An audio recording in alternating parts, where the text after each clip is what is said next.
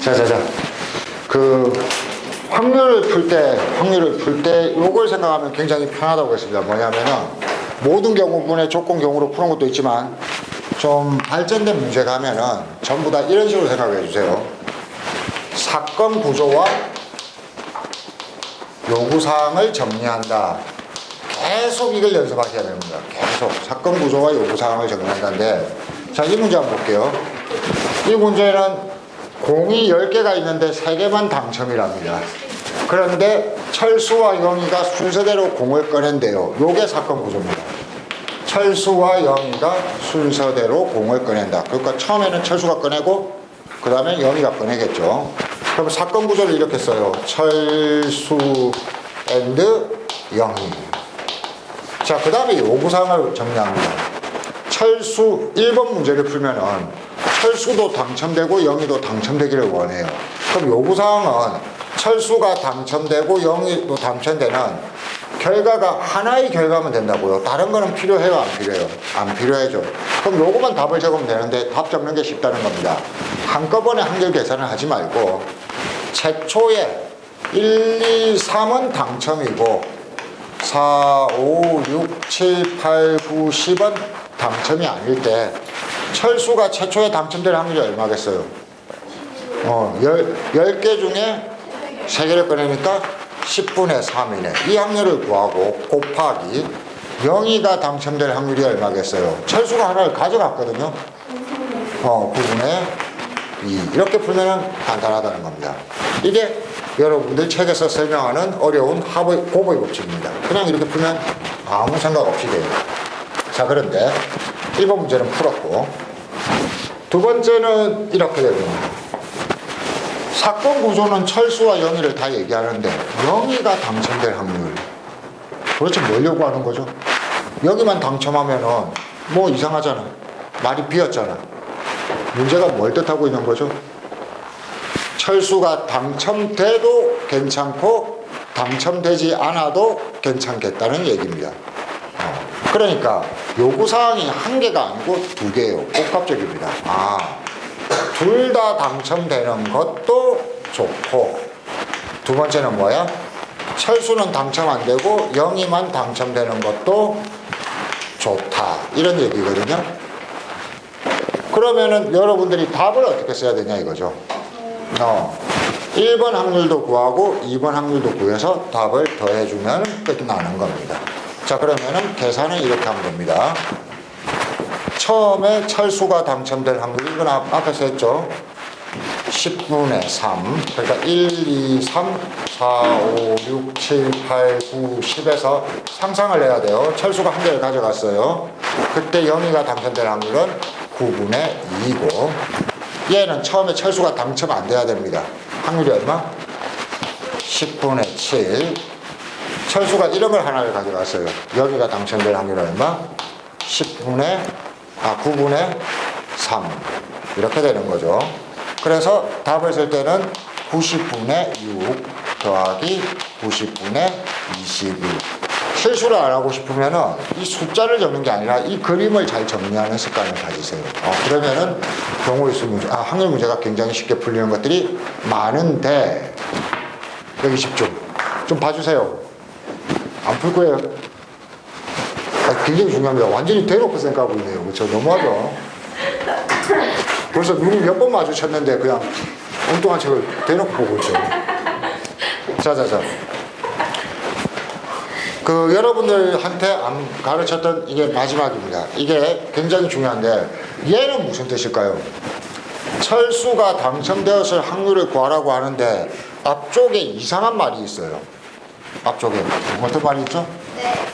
영희가 당첨되었을 때 이 표현을 어떻게 해석해야 될까요? 하는 겁니다. 이 표현을 어떻게 해석해야 되죠? 영희가 당첨돼요. 이게 쉽게 말해서 결과가 확정됐다는 거거든요. 여러분들이 이번 시험 기간에 문제를 읽으면서 뭐뭐뭐 하였다, 뭐뭐뭐 했을 때 이 표현을 잘 읽으세요. 이게 모든 경우가 되는 겁니다. 그러니까 출제위원회 이 말을 쓴 의도가 있어요. 영희가 당첨되었을 때라고 출제위원이 얘기했으면은 출제위원은 여러분들보다 상황을 잘 알고 있는 거예요. 이런 지랄을 했는데 봤더니 영희가 당첨된 게 확실하더라 이거야. 근데 영희가 당첨되는 거는 조금 전에 봤다시피 철수가 당첨되고 영희가 당첨되는 경우도 있지만 철수는 당첨되지 않고 영희가 당첨되는 이 둘 중에 하나일 거란 말이야. 출제위원은 1번 아니면 2번이라는 걸 이미 출제위원은 알고 있어요. 그래서 이게 요구사항이 아니고 모든 경우가 되는 거예요.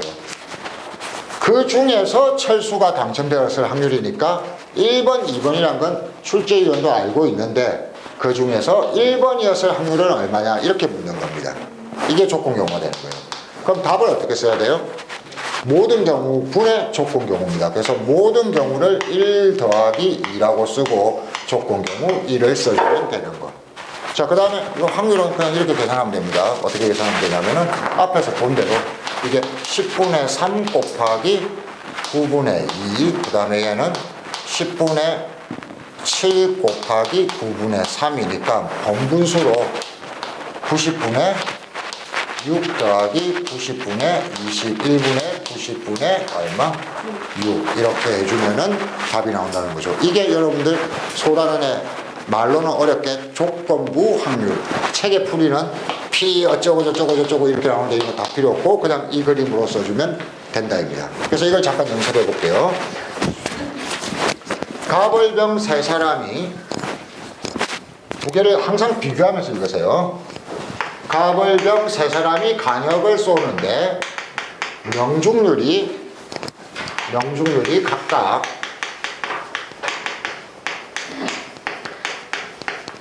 각각 3분의 1, 4분의 1, 5분의 1이다.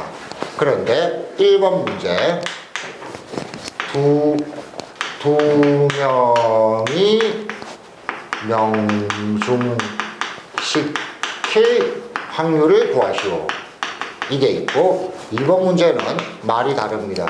두 명이 명중시켰을 때 갑이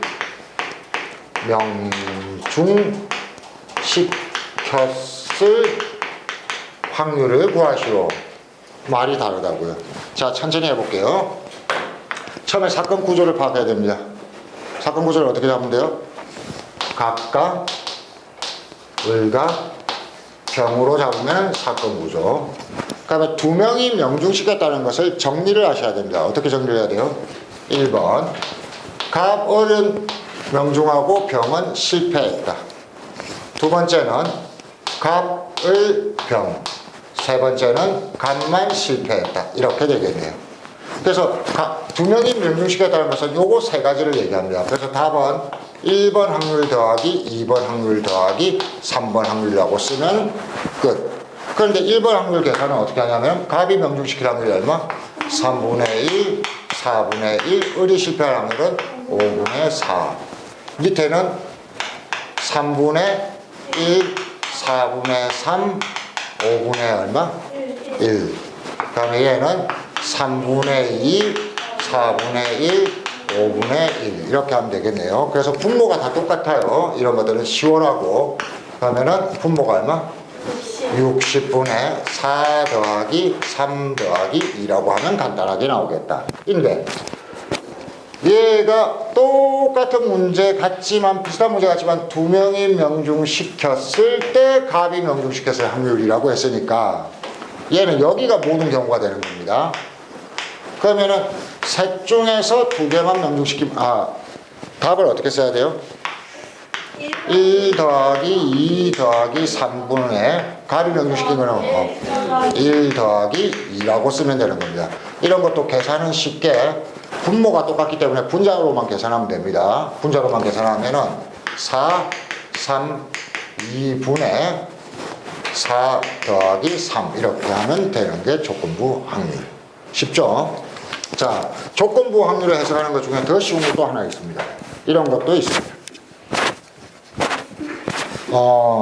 어느 학교에 뭐가 저렇게 새겁냐? 반드시 이번에 시험에 나옵니다. 반드시 시험에 나옵니다. 아이씨, 이름을 부를까? 무편집할 건데, 이거. 오늘 편집 안 하고 바로 올릴 건데. 실명을 불러드려요? 자, 그 조건박을 문제 중에 이런 게 나옵니다. 더 쉬운 거, 표 그리기. 자, 이런 문제가 나오는데, 어떤 반에 총 60명이 있는데, 여학생은 40명, 남학생은 20명. 이런 거 싫어합니까? 죄송합니다. 남학생이 많은 게 더 좋죠, 여러분들. 근데 여학생 중에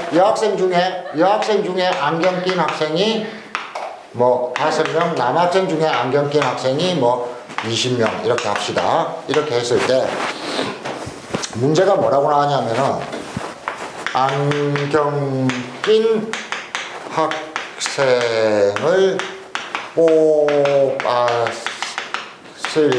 때 여학생일 확률.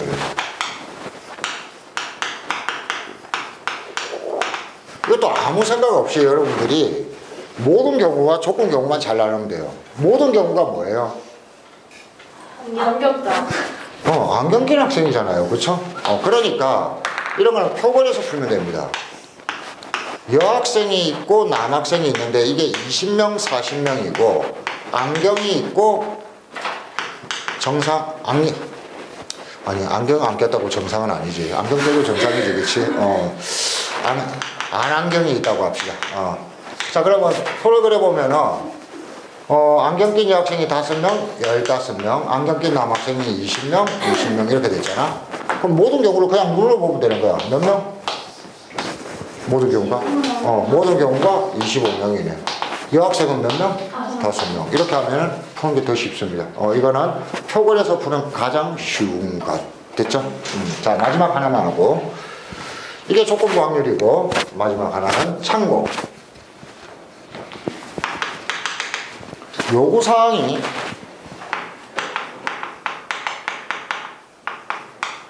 연락 많을 때입니다.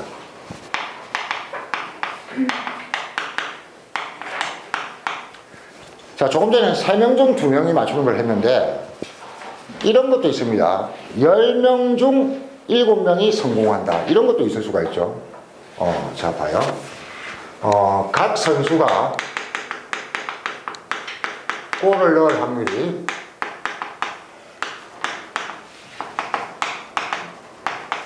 3분의 2일 때 10명이 슛을 해서 3명이 성공할 확률.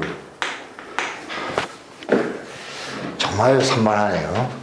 여러분, 여기서 이제 3명만 생각하면 굉장히 위험합니다. 사건 구조부터 생각하려고 했어요. 무조건 몇 명이 시도하게 돼 있어? 10명이. 그러니까 1번, 2번, 3번 해서 사건 구조 자체가 벌써 10번까지 해서 복잡해요, 안 복잡해요? 복잡해요. 거기다가 이제 요구사항은 3명만 성공한다고 했는데 누가 성공하는지 나와요, 안 나와요? 안 나오죠. 성공, 실패, 실패일 수도 있고, 성공, 실패, 성공, 실패, 그리고 실패 다 그리기도 귀찮은 이런 상황이 나왔습니다. 그럼 요구사항이 몇 개겠어요? 엄청 많겠죠. 이걸 다 더하려면은 본래 원칙은 이 확률 구하고 다 확률을 구해서 다 더해야 되죠.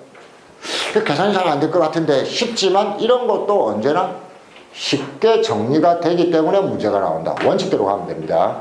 다 정리하려니까 좋아요, 안 좋아요? 안 좋죠. 그럴 때는 뭔가 규칙이 있겠지 보세요. 이렇게 될 확률은 3분의 2 곱하기 3분의 2 곱하기 3분의 2 곱하기 얼마? 3분의 1 곱하기 3분의 1 곱하기 3분의 1 곱하기 3분의 1 뭐 이런 식으로 갈 겁니다. 그렇죠? 한마디로 3분의 2의 몇 승? 3승 곱하기 3분의 1의 몇 승? 7승. 얘는 위에 거하고 같겠어요, 다르겠어요? 같아요. 그 다음 놈도 이거하고 같겠어요, 다르겠어요?